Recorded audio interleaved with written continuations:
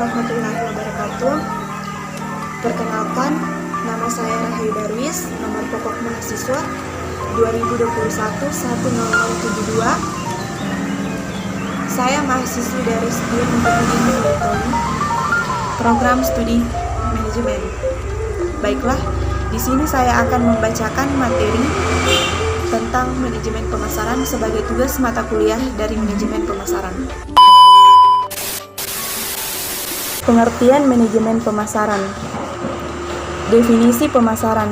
Pemasaran adalah suatu proses dan manajerial yang membuat individu atau kelompok mendapatkan apa yang mereka butuhkan dan inginkan dengan menciptakan, menawarkan, dan mempertukarkan produk yang bernilai kepada pihak lain atau segala kegiatan yang menyangkut penyampaian produk atau jasa mulai dari produsen sampai konsumen. Peranan pemasaran. Peranan pemasaran saat ini tidak hanya menyampaikan produk atau jasa hingga tangan konsumen, tetapi juga bagaimana produk atau jasa tersebut dapat memberikan kepuasan kepada pelanggan dengan menghasilkan laba. Sasaran dari pemasaran adalah menarik pelanggan baru dengan menjanjikan nilai superior, menetapkan harga, menarik, mendistribusikan produk dengan mudah, mempromosikan secara efektif, serta mempertahankan pelanggan yang sudah ada dengan tetap memegang prinsip kepuasan pelanggan. Arti fungsi manajemen pemasaran. Manajemen pemasaran adalah suatu usaha untuk merencanakan, mengimplementasikan, atau yang terdiri dari kegiatan mengorganisasikan, mengarahkan, mengkoordinir, serta mengawasi atau mengendalikan kegiatan secara efisien dan efektif. Di dalam fungsi manajemen pemasaran ada kegiatan menganalisis, yaitu analisis dilakukan untuk mengetahui pasar dan lingkungan pemasarannya, sehingga dapat diperoleh seberapa besar peluang untuk merebut pasar dan seberapa besar ancaman yang harus dihadapi. Fungsi manajemen pemasaran. Perencanaan pemasaran, penentuan segala sesuatu sebelum dilakukan kegiatan-kegiatan pemasaran, meliputi tujuan, strategi, kebijaksanaan, serta taktik yang dijalankan. Tujuannya yang pertama, meniadakan ketidakpastian masa datang bila ada perubahan-perubahan karena situasi dan kondisi perusahaan maupun di luar perusahaan tidak menentu. Yang kedua, karena tujuan organisasi sudah difokuskan, maka dengan perencanaan akan menghindari adanya penyimpangan tujuan. Yang ketiga, rencana walaupun mahal tetapi ekonomis, karena segala kegiatan telah terfokuskan dengan segala biaya-biayanya. Rencana pemasaran terinci diperlukan untuk setiap bisnis pun mahal tetapi ekonomis, karena segala kegiatan telah terfokuskan dengan segala biaya-biayanya. Rencana pemasaran terinci diperlukan untuk setiap bisnis, produk, atau merek. Sebagai syarat minimal, perencanaan harus berisi bagian-bagian sebagai berikut. Pertama, bagian ringkasan bagi eksekutif. Tujuannya menyajikan pandangan singkat atas rencana yang diusulkan agar dapat ditinjau dengan cepat oleh manajemen. Yang kedua, yaitu situasi pemasaran saat ini. Tujuannya menyajikan dua latar belakang yang relevan mengenai pasar, produk, persaingan, dan distribusi. Yang ketiga, analisis ancaman dan peluang. Tujuannya mengidentifikasi ancaman dan peluang utama yang mungkin mempengaruhi produk. Berikutnya, sasaran dan isu.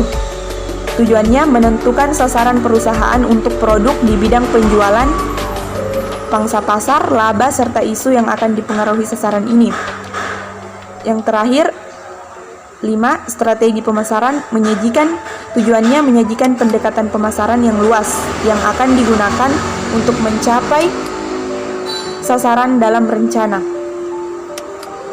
Berikutnya, implementasi pemasaran. Implementasi pemasaran adalah proses yang mengubah strategi dan rencana pemasaran menjadi tindakan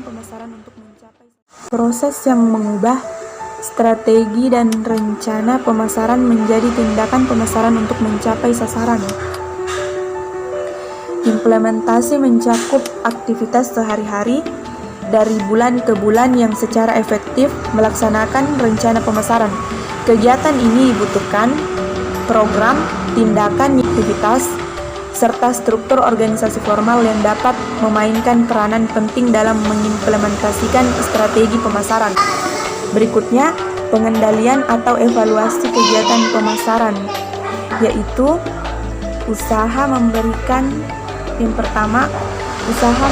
petunjuk pada para pelaksana agar mereka selalu bertindak sesuai dengan rencana, meliputi penentuan standar. Yang kedua, supervisi kegiatan atau pemeriksaan. Yang ketiga, perbandingan hasil dengan standar.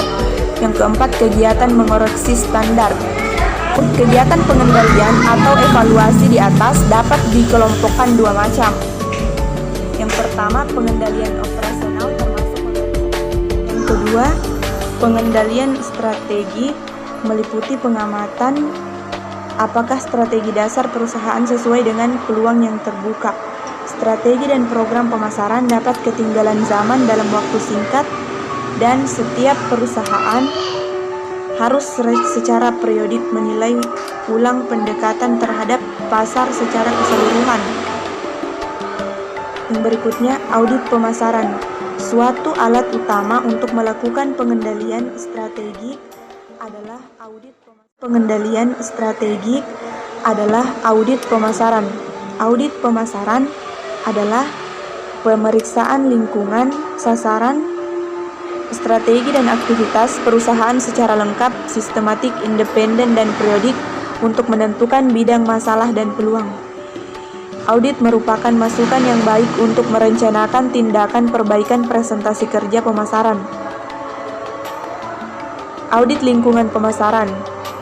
Lingkungan makro, yang pertama demografi, yang kedua ekonomi, yang ketiga alami, yang keempat teknologi, yang kelima politik, dan yang terakhir budaya. Lingkungan mikro, yang pertama pasar, apa yang sedang terjadi pada ukuran pasar, pertumbuhan, distribusi geografi, dan laba. Yang kedua pelanggan, bagaimana pandangan pelanggan mengenai mutu produk, jasa, dan harga. Yang ketiga pesaing, siapa pesaing utama, apa strategi yang dipakainya, berapa pangsa pasarnya, dan apa kekuatan serta kelemahannya. Yang keempat, saluran distribusi, saluran utama apa yang dipakai perusahaan untuk mendistribusikan produk kepada pelanggan, bagaimana presentasi kerjanya. Yang kelima, pemasok, kecenderungan apa yang mempengaruhi pemasok, bagaimana perkiraan ketersediaan sumber daya kunci untuk produksi. Yang keenam, publik kunci mana yang membawa masalah atau peluang, bagaimana perusahaan menghadapi publik ini.